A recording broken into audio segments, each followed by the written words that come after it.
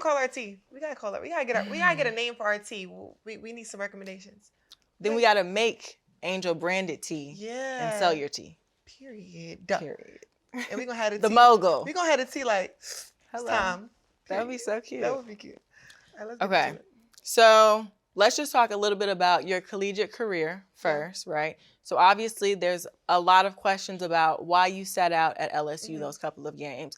Coach Mulkey said it's a coach's decision. I'm going to let Angel say one day. So what was going on?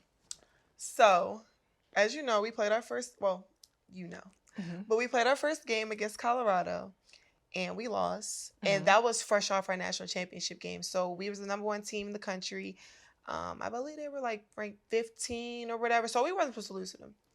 We lost to them, and it was just a whole big uproar after, obviously, about it on social media, about we're not focused. I'm not focused. I'm still worried about the summer, magazines, just not tuned in with basketball, which wasn't true at all.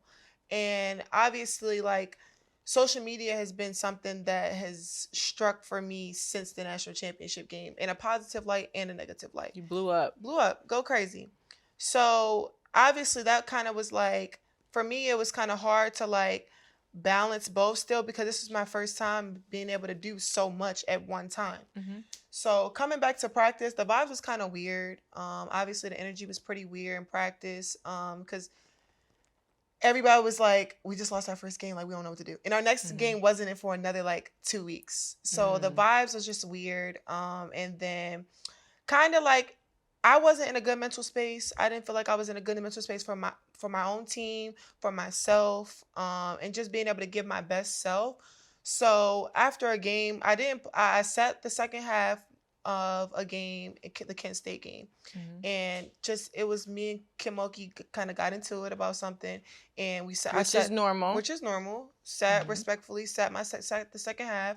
And then after that game, me and her had a conversation and we talked about what's moving forward. And it was just best for me to take some time off. And I took time off. I didn't go to the Cayman Islands with the team. And it wasn't because of everything else. It was me and Coach Mulkey being able to have that kind of relationship, and people were saying I was suspended and I wasn't playing because my GPA, I was pregnant, all these crazy things. Everything they could think of, and they didn't even know what was going on. And just knowing myself, I'm like, all right, bro, like, let me just take this break for myself, for the team, for myself, and just being able to have just a sense of mind and peace of mind. That was probably the hardest, like, time of my life, just because, like, I never took a break from basketball, and I didn't realize mental health was, like, important. Like, and I didn't really realize that. So my mom came down while they went to the Camden Islands. My mom came down for Thanksgiving. We made Thanksgiving dinner, and it was just a reset. Got back with the team, practiced with the team. They missed me. They texted me the whole time, updating me. I'm watching the games, wishing them the best and everything. And when I came back, it was just, I felt like myself again. And just being able to have that relationship with my coach, Kim, that's something I really love. Being able to have that relationship with her and being able to take that time away, and her respectfully, like, she didn't come out and say I was suspended. She didn't come out and say anything. She didn't say anything. They kept asking. Exactly. They made assumptions about what was going on. And just being able to have a coach like that protected my brain. And a lot of people didn't think she protected me. She protected me in the best of the way she could. And I always will respect that from her. So, yeah, that's what happened. That's tea. But all the other allegations that it wasn't school. I never had no 1 point whatever GPA. That was not true. No babies. No kids.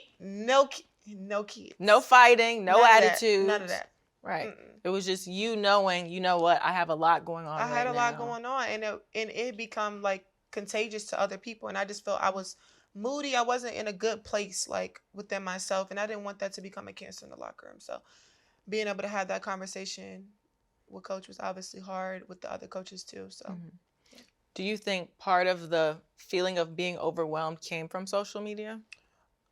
It was just everything going on. I didn't have a break that summer. I literally went straight from, I was doing photo shoots. I was in the gym. I was literally doing everything.